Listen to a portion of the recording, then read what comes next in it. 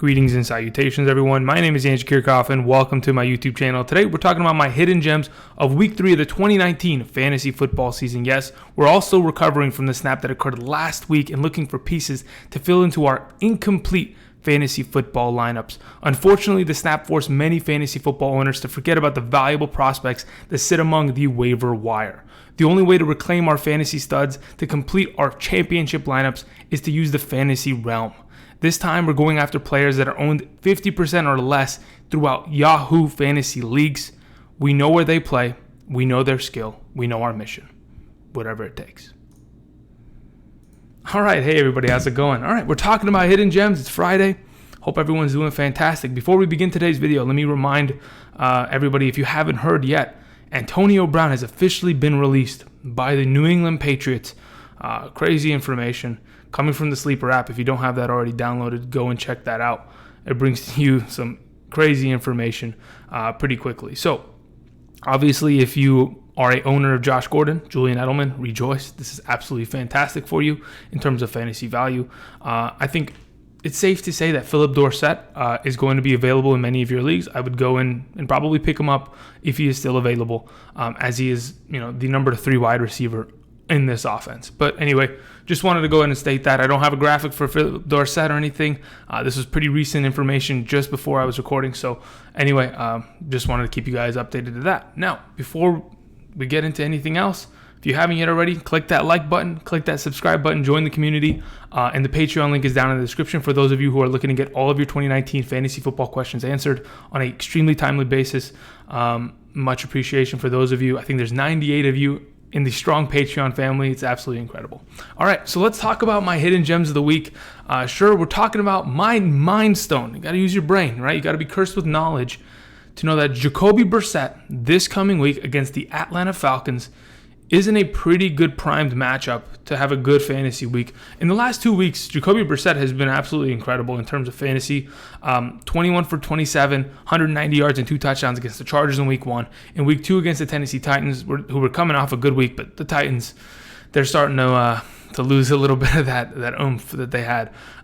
17 for 28, 146 passing yards, 3 passing touchdowns, 1 interception.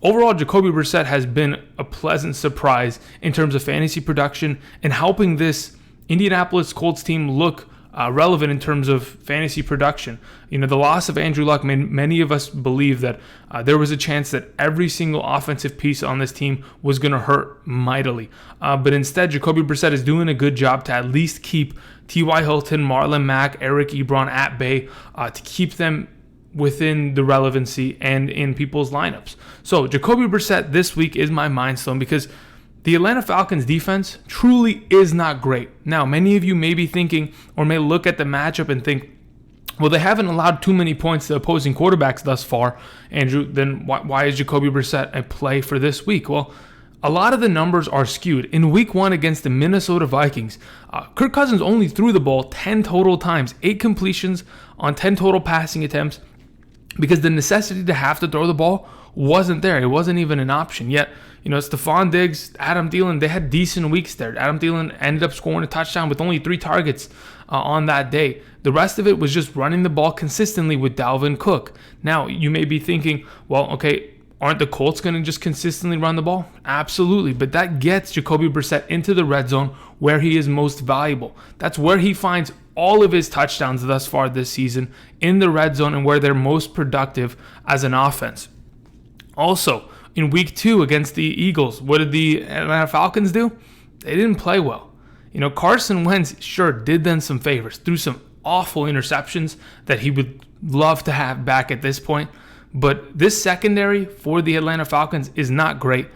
Sure, they have Desmond Trufant back there. They have Neal. They have Deion Jones coming back, the middle linebacker. You have Grady Jarrett coming off the edge.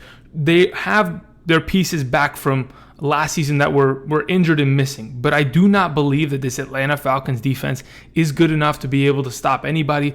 And I really do feel like Jacoby Brissett is going to be able to exploit this defense. Let's not take it, too out of context, but Nelson Agholor last week was pretty good, guys.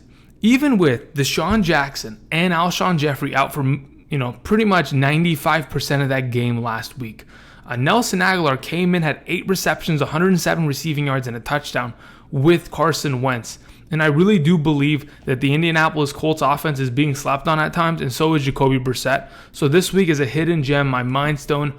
I really do feel like Jacoby Brissett's going to have himself a great week here against the Falcons at home into a good matchup. So let's go ahead and move on. Let's talk about my next hidden gem of the week.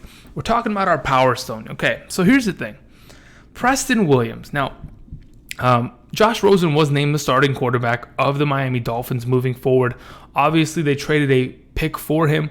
They need to see what he's working with. If he is going to be the future of this franchise. Thus far this season, Josh Rosen's been brought in at games where they were already losing by 20 plus points. He has not looked good. The offensive line has fallen apart, and he's thrown interceptions. But moving forward, I'm not, banking on Josh Rosen, but I am banking on the number one receiver of the Miami Dolphins potentially. Now, from what we've seen thus far this season, Albert Wilson's been dealing with injuries. Jakeem Grant is a waste of money. And Devontae Parker should be released. So who does that leave left? I mean, it's Preston Williams, Colorado State wide receiver, a guy that has had off-the-field issues during his college days, was not invited to the NFL Combine. This is a guy that a lot of people are not aware of. For those of you who are on Patreon, I did mention him as one of my sleepers this year, as a guy who honestly could have fantasy production on a team that really is just bleak offensively and is not going to be able to move the ball. As a receiver, 6'4", has incredible speed, reminds me of an AJ Green, Kenny Golladay combination. I really do believe that if Preston Williams and Josh Rosen, who we've seen in the preseason, have a connection and a combination, if they can proceed to build upon that as the weeks go on. I'm not saying Preston Williams is start this week against the Cowboys, but what I am saying is, as a hidden gem for the next couple weeks, keep an eye out on Preston Williams. If this Miami Dolphins offense turns the switch, maybe Rosen brings another energy to this offense and they can continue to make plays here and there. Preston Williams has thus far been decent in half-point PPR scoring formats. Week 1 with 8 points and week 2 with 7.5. So I think going forward, keep an eye on a guy like this. I really do believe there has to be a fantasy option in Miami.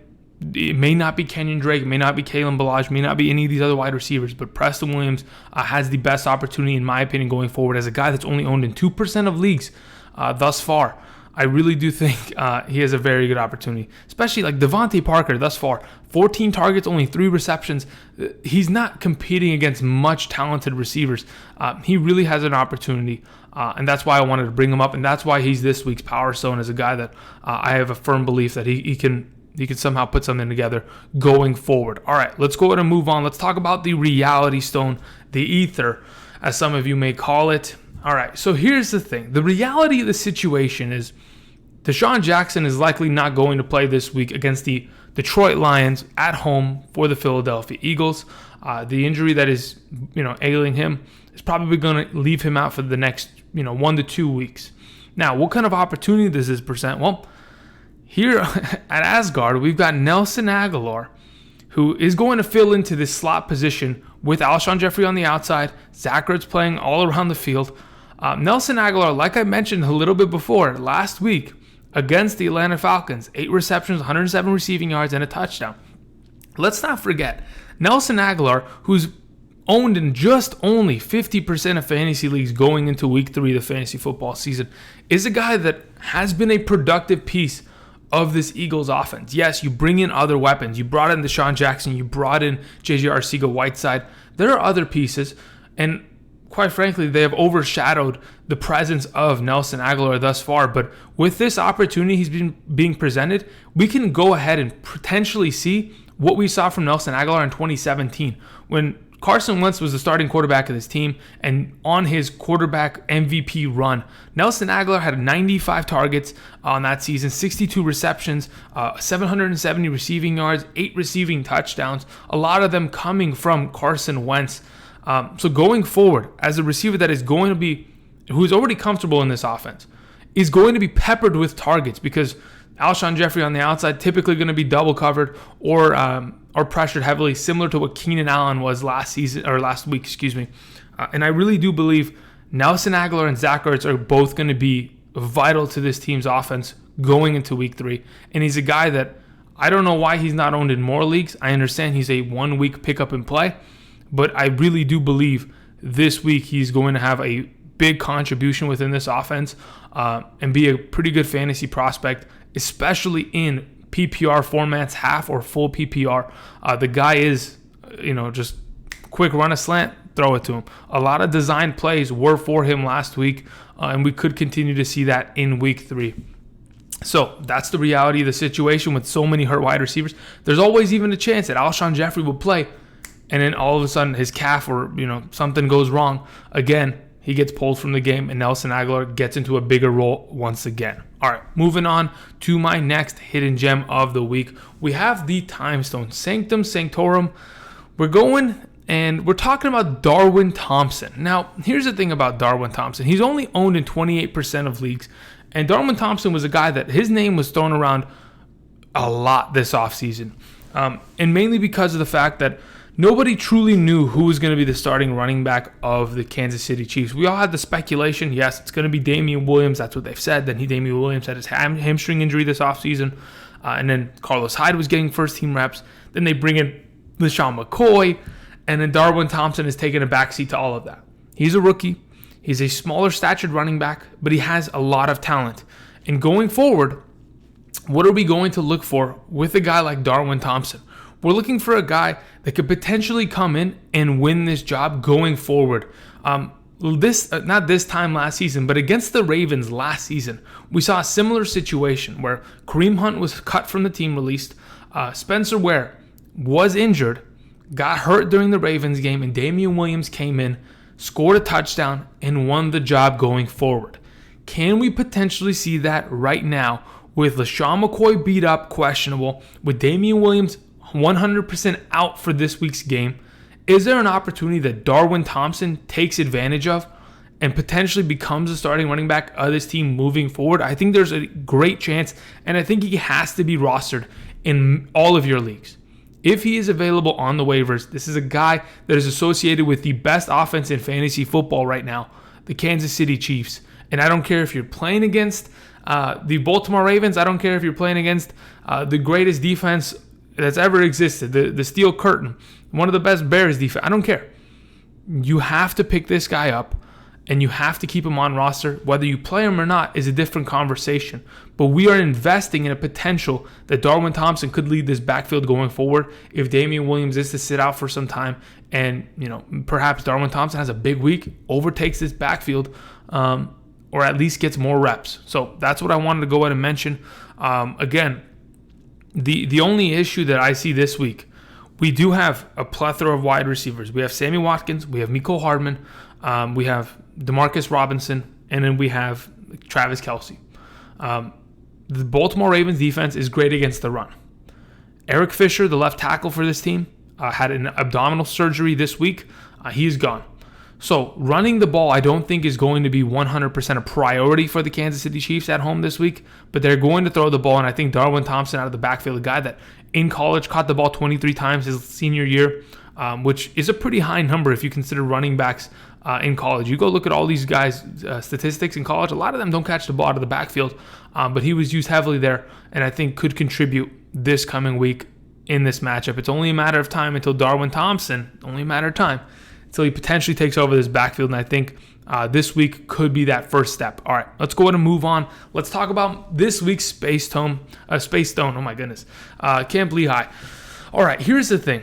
Devin Smith, first year with the Cowboys, former Ohio State wide receiver, played with the Jets a little bit in the last 2 seasons, has a very great opportunity this week to put together a great fantasy performance. Now, here's the question. Now that Michael Gallup is injured, meniscus, going to be out 2 to 4 weeks, and we have Tavon Austin, who is potentially going to miss this week due to a concussion protocol, most likely going to miss this week because he hasn't practiced all week long. Devin Smith, Mari Cooper, and Randall Cobb most likely are going to be the number 1, 2, and 3 wide receiver, whatever order you place them in. Typically, Randall Cobb's in the slot, Amari Cooper's on the outside, and Devin Smith will probably be flanking on the other side. Devin Smith is a speedster. We saw it last week with 3 receptions on 3 targets, a huge bomb, for a touchdown. There is always a potential that against the Miami Dolphins this week, Devin Smith can absolutely take advantage of it. The guy is owned in only 9% of fantasy leagues. For the 9% of you who have already picked him up, you were already anticipating a big performance against a defense that has been really, really sorry over the last couple weeks. They just lost Minkah Fitzpatrick in a trade to the Steelers. Really, it's only Xavier Howard. And if Xavier Howard is going to be locked up on Amari Cooper or on Randall Cobb, Devin Smith's going to be running free.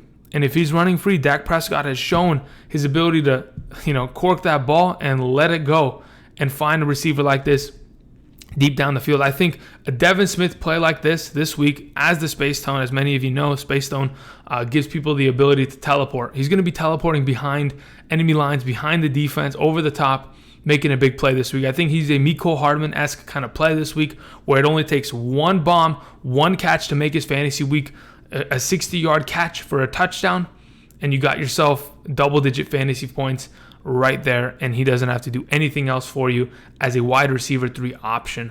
That's why I wanted to bring up Devin Smith into a great matchup against the Dolphins.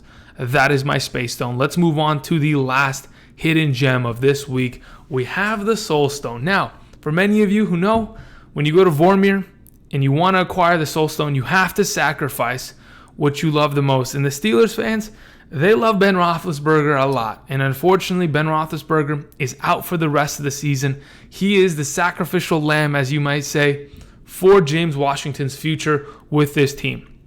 So the report that I saw earlier today, obviously James Washington's only owned in 26% of fantasy league. The report that I saw earlier today is that Dante Moncrief, he's done.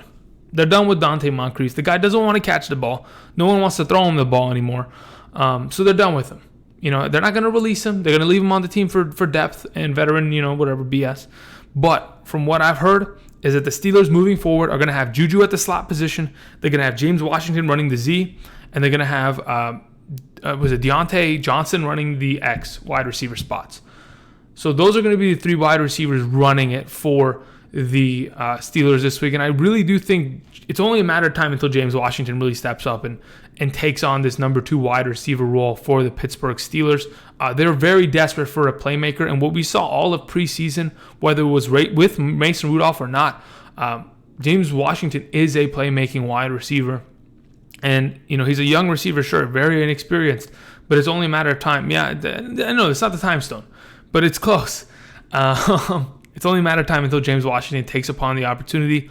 And I think this week, into the matchup, potentially could have himself another step forward into kind of getting himself onto fantasy rosters and giving us a little bit more confidence as the season progresses.